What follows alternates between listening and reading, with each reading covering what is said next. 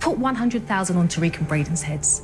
Spread the word. Spoiler alert! Although I still can't get over that news, Power Book 2, Ghost Season 4 Episode 1's excitement did ease some of my anguish. There were a lot of loose ends that needed to be tied off, so it was a great choice to start up right where Tariq and Brayden left off in the minute that passed since we last saw them frantically escaping for their lives. There was none more crucial than Tariq and Brayden's epiphany that it was just them and the world. Tariq has been in dreadful circumstances since he was a young child. He was largely responsible for most of them, although some were his own doing. Tariq has made a lot of trouble for himself over the years, despite the fact that he has continuously demonstrated his high level of intelligence and resourcefulness when called upon. It's difficult to defeat him, and he always managed to come out on top. That path out materialized in the person of Brayden, his best friend, sibling, and occasionally adversary, who has consistently stood by him despite moments when they have never felt more distant from one another. I need everyone to be crystal clear about this. My Tariq problem gets solved today. He knows too much about me.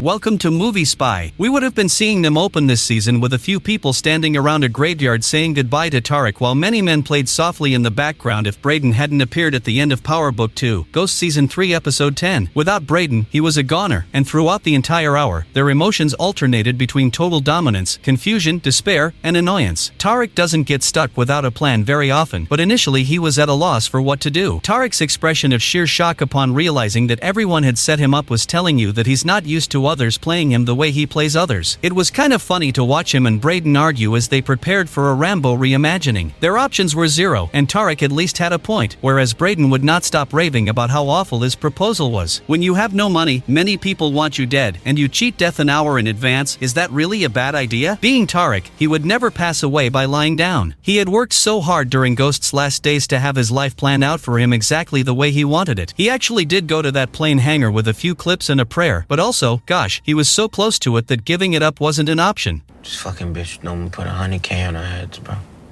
Each. Capturing Anya in an attempt to persuade Noma to sit down felt like the storyline of a Mark Wahlberg movie from the 1990s that has a 20% Rotten Tomatoes score. But once more, when you have nowhere to go, are there any terrible ideas? Anya will undoubtedly play a role in the future, but her entrance here was awkward because she was completely unaware of the mayhem going on around her. Though I'm not sure how they managed that ambush, Tariq and Brayden have tempted fate numerous times. It was a memorable moment in the history of the franchise. Although Tariq and Brayden were never in danger of dying in the first episode of the season, I like that they had no easy times. Over the course of the hour, they were put through their paces and forced to scrape, claw, and think their way out of a number of horrible circumstances. Although Drew and Diana's pathetic scheme to abduct Becca was desperate, it was nevertheless far more intelligent than Kane's dash to the Westons, believing that Brayden would be naive enough to flee after everything had transpired. After attempting to have their mother killed, Drew and Diana were experiencing quite different emotions, and it was intriguing to observe how fast Diana gave up on Monet after he had done her one favor in her life. She was saved by that good thing, but nevertheless, Monet has repeatedly shown that she will go to any lengths for her children, even if it means enduring horrible things, and Diana's attempt to retract the decision to have her killed made Drew very lustful. Watching Drew and Diana battle it out throughout the season as they attempt to hide their wrongdoings will be interesting because Drew appears to be sticking with his decision on Monet. On the one hand, it's hard to hold him responsible. Gordo is gone, Poppy is deceased, and Monet gets to pretend as though the suffering she caused her children can be completely forgotten when she hasn't even told them what she did. Despite his numerous facets, Drew's dissatisfaction with Monet will always remain valid. To be honest, the entire family ought to be annoyed with one another. It is necessary to put out the poison that is emanating from those Tejada walls. Speaking of Monet, it was a beautiful touch that the individuals whose blood was on her hands were present in the purgatory she was caught in between. She was forced to listen to three men tell her everything about herself while she watched herself possibly die. Ramirez was all that was needed to make the point. Monet is one of several characters afflicted by the power universe superiority condition. Believing you are the brightest person in the room is the syndrome's key symptom. You might initially succeed in getting what you want, and it might work for a while, but something always bites back. Drew and Diana started their scheme because they were tired of the hurt, lies, and dishonesty that came with being Tejadas with a mother who made bad things worse. Mecca, also known as our greatest adversary to date, was speaking the truth, but who was Mecca to criticize Monet? He wasn't the greatest love of her life, nor did he serve as some sort of guiding light throughout their brief reunion. He may be upset that she dumped him, but let's be honest about our part in this, sir. Lorenzo was more justified in his anger. Even if he wasn't a very good person, he most likely deserved more than the hand he was handed. There was no reason his children had to bury their father the way they did. Monet has always pretended to be acting in her family's best interests, and although she may think otherwise, that has never been the case. She has always been selfish, vindictive, and more concerned with Monet's needs, wants, and aspirations than anything to do with the kids she gave birth to. Having said that, is she deserving of another opportunity to correct the wrongs? Who am I to pass judgment?